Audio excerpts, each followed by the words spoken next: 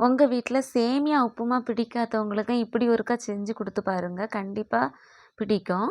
ஒரு கடாயில் தேங்காய் எண்ணெய், கடுகு, உளுத்தம்பருப்பு, கருவேப்பிலை போட்டு தாளிச்சிட்டு ஒரு பல்லாரி 2 பச்சை மிளகாய் ஆட் பண்ணி நல்லா வதக்குங்க. வதக்கிட்டு இஞ்சியை ஒரு துண்டு இஞ்சியை சின்ன சின்னதாக நறுக்கி போட்டுக்கோங்க.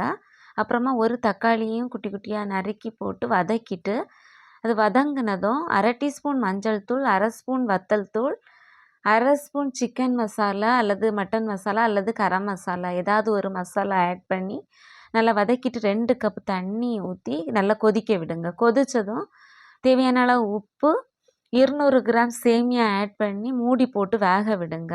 அப்புறமா வெந்ததும் 2 முட்டையை ஆட் பண்ணி மிக்ஸ் பண்ணிவிட்டு மூடி போட்டு வேக விட்டுட்டு அது வெந்ததும் நல்லா கிளறி விட்டு பெப்பர் தூள், மல்லி இலை போட்டு இறக்கி சர்வ் பண்ணலாம்.